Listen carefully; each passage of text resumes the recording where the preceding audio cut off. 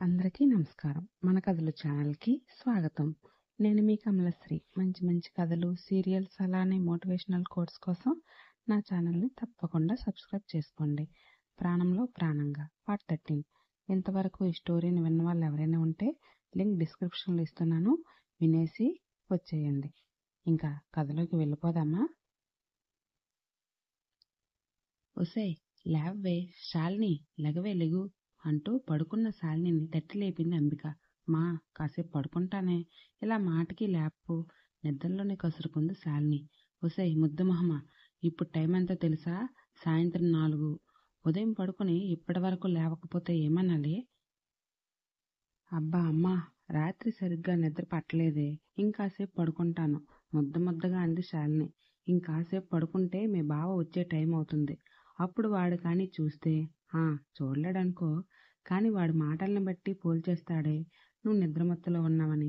ఇప్పుడు లేచి ఫ్రెష్ అయితే వాడు వచ్చేసరికి మాట సర్దుకుంటుంది. లేవే అంటూ బ్రతిమాలింది అంబిక.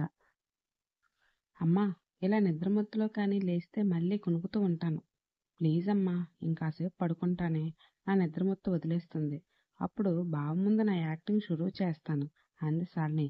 ఇదిగో, ఇప్పుడు కానీ లేవకపోతే నీ మీద నీళ్లు కుమ్మరించేస్తాను. మర్యాదగా లేస్తావా లేవ్వా అంటూ హెచ్చరించేసరికి లేవక తప్పలేదు శాలినికి. తూలుతూ బాత్రూంలోకి వెళ్ళి స్నానం చేసి బయటికి వచ్చింది శాలిని. అప్పటికే కాఫీతో సిద్ధంగా ఉంది అంబిక. ఈ కాఫీ తాగవే, కాస్త ఆ నిద్రమత్తు వదులుతుంది అంటూ కాఫీ అందించింది అంబిక. ప్లీజ్ మహి, నా వల్ల కానివి అడక్కు. అదేంటి స్వప్న, హగ్ ఇవ్వడం నీ వల్ల కాకపోవడం ఏంటి? నీ హెల్త్ బాగోలేదు కదా మహి. హెల్త్ బాగోలేదు ఎన్నిసార్లు చెప్తావు స్వప్న?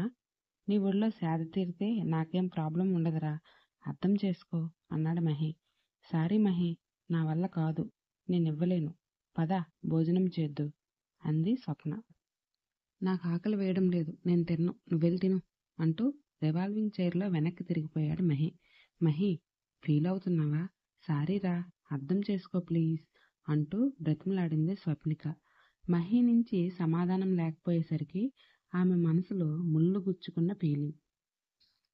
సారీ మహి, నేను బాధపడుతున్నాను అని నాకు తెలుసు, కానీ ఏం చేయాలి? నేను నీతో మాట్లాడగలను, కానీ నిన్ను కనీసం తాకనైనా తాకలేను. ఈ అవకాశం ఇచ్చిన ఆ భగవంతుడు నిన్ను నా గుండెలకు హత్తుకుని ఓదార్చే అవకాశం ఇవ్వలేదు ఎందుకో.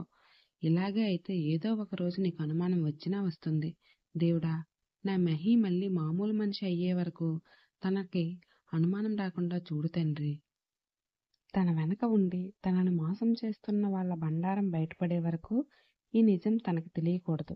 తెలియకుండా చూసుకునే బాధ్యత నీదే దేవా అంటూ మనసారా ఆ దేవుణ్ణి వేడుకొని, మహి మొండిగా ఉండకు, తినకుండా ఉంటే మెడిసిన్ ఎలా వేసుకుంటావు చెప్పు, కాస్త తిని మందులు వేసుకో అంది స్వప్న బాధగా. ఆమె గొంతులోని మార్పు గమనించి కాస్త తగ్గిన మహి ఆమె వైపు తిరిగి, సరే తింటాను, కానీ ఒక మాట చెప్పు స్వప్న అన్నాడు మహి. అడుగు మహి, నువ్వేం అడిగినా సమాధానం ఇస్తాను. నన్నెందుకు దూరం పెడుతున్నావో కారణం చెప్తావా? నీకోసమే మహి. నువ్వు నీ పనులు ఒంటరిగా చేసుకోవాలని, ఎవరి అవసరం లేకుండా అన్నీ సమకూర్చుకోవాలని, అంతేకాని నిన్ను బాధ పెట్టాలని కాదు. కానీ ఎన్ని రోజులిలా నీకు దూరంగా ఉండడం నా వల్ల కావడం లేదు స్వప్న. నాకు ఒకే ఒక తోడు నువ్వు, కానీ నువ్వు నన్ను దూరం పెడుతుంటే నా ప్రాణం పోతున్నట్టుగా ఉంది. నా బాధ అర్థం చేసుకో బంగారం అన్నాడు మహి. నిన్ను బాధ పెట్టడం నా అభిమతం కాదు మహి, కానీ నిన్ను స్ట్రాంగ్గా తయారు చేయాలని అనుకోవడంలో భాగంగానే ఇలా చేయాల్సి వస్తుంది. నా గురించి నీకు తెలుసు కదా మహి. నిన్ను దూరం పెట్టి నేను సంతోషంగా ఉండగలనా చెప్పు? నేనేం చేసినా అంతా నీకోసమే కదా. ఇంకా నన్ను అర్థం చేసుకోకపోతే నేనేం చేయలేను. బాయ్ అంది స్వప్న. కాసేపు మాటలేవి వినిపించకపోవడంతో స్వప్నకి వెళ్ళిపోయిందనుకుని, నన్నెందుకు అర్థం చేసుకోవు స్వప్న? నాకు కళ్ళు పోయాయన్న బాధ కన్నా నువ్వు నా పక్కనే ఉండి కూడా నన్ను దూరం పెడుతున్నావు అన్న బాధే ఎక్కువగా ఉంది. ఇది నీకు ఎప్పుడు అర్థమవుతుందో ఏంటో, నాకైతే అర్థం కావడం లేదురా అనుకుంటూ అలానే ఆలోచిస్తూ ఉండిపోయాడు మహి. ఇప్పుడు ఏం జరుగుతుందో ఏంటో తెలుసుకోవాలంటే తప్పకుండా మన ఛానల్ని సబ్స్క్రైబ్ చేసుకోండి. నచ్చితే కామెంట్ చేసి లైక్ చేయండి.